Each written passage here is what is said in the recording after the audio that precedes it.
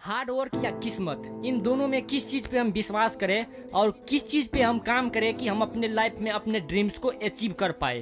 तो सबसे पहले हम जानते हैं लक यानी कि किस्मत। अगर हम बात करें लक की, लक एक ऐसा टॉपिक है कि जिस पे लोग ना हजारों सालों से चर्चा करते आ रहे हैं। एक आदमी सक्सेसफुल हो गया अपने लाइफ में because he is very lucky. ये बहुत किस्मत वाला था कि ये अपने लाइफ में सक्सेस हो गया। अब आप लोगों के मन में बहुत सारा सवाल चल रहा होगा कि समय बदल गया, वक्त बदल गया, खाली हाथ आए थे खाली हाथ जाएंगे। सही बात है यार, खाली हाथ आए थे खाली हाथ जाएंगे, लेकिन हम कुछ तो ऐसा करके जाए कि हमारे जो आने वाले पीढ़ी है वो हमें याद रख सके। सवाल तो ये है कि यहाँ पे जिंदा लोगों को नाम नहीं लिया जाता है तो मुर्दों को खा के लिया जाएंगे। अगर आपको अपने मेहनत पे विश्वास होगा, भरोसा होगा, तो बिलीव मी आप अपने मेहनत के दम पे उन सारे चीज़ों को अचीव कर सकते हो जो आपकी किस्मत में नहीं है।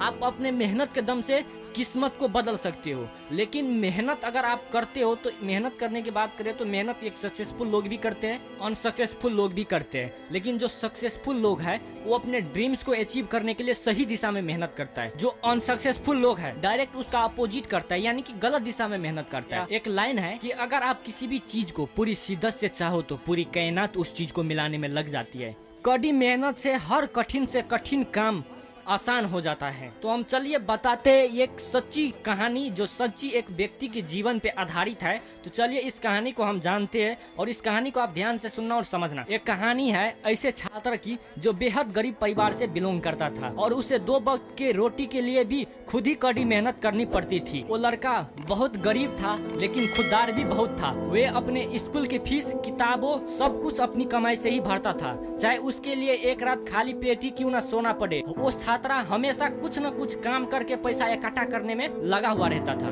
वे छात्रा पढ़ाई में भी अच्छा था। छात्रा की ईमानदारी और अच्छाई को देखकर स्कूल के कुछ बच्चे उससे ईर्ष्या करने लगे।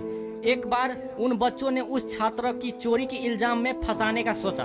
उन्होंने स्कूल के प्रिंसिपल को जाकर उस छात्र की शिकायत कर दी कि वो हमेशा दूसरे के पैसा चुराता है, पैसा चुराकर वो स्कूल की फीस भरता है और किताब खरीदता है। बच्चों ने प्रिंसिपल से छात्र को उच्च दंड देने के लिए कहा। तो प्रिंसिपल ने बच्चों से कहा कि वो इस बात की जांच करेंगे, दोषी पाए जाने पर उसे उच्च दंड भी दिया जाएगा। प्रिंसिपल ने छात्र के बारे में पता लगवाया तो उन्हें मालूम पड़ा कि वह छात्रा स्कूल के बाद खाली समय में मालिक के यहाँ सिंचाई का काम करता है। उस काम से जो पैसा मिलता है वो उसे अपने स्कूल की फीस भरता है और किताब खरीदता है। अगले दिन प्रिंसिपल ने बच्चों को सबको सामने बुलाया और उससे पूछा कि तुम्हें इतना दिक्कत है तो तुम अपनी स्कूल की फीस क्यों नहीं माफ करवाते हो। छात्रा ने उत्तर दिया कि अगर मैं अपनी सहायता खुद कर सकता हूँ तो खुद की बेबस क्यों समझूं और फीस माफ क्यों करवाऊं। आखिर दूसरे बच्चों की माता पिता भी मेहनत करके ही फीस देता है ना, तो मैं भी मेहनत करके ही अपनी फीस जमा करता हूँ, इसमें गलत क्या है। वैसे भी आपने ही सिखाया है कर्म ही सबसे बड़ा पूजा है। छात्रा की यह बात सुनकर प्रिंसिपल का सिर भी गर्व से ऊंचा हो गया और दूसरे बच्चों की शर्मिंदगी महसूस हुई। जी हाँ, हम बात कर रहे हैं महान लेखक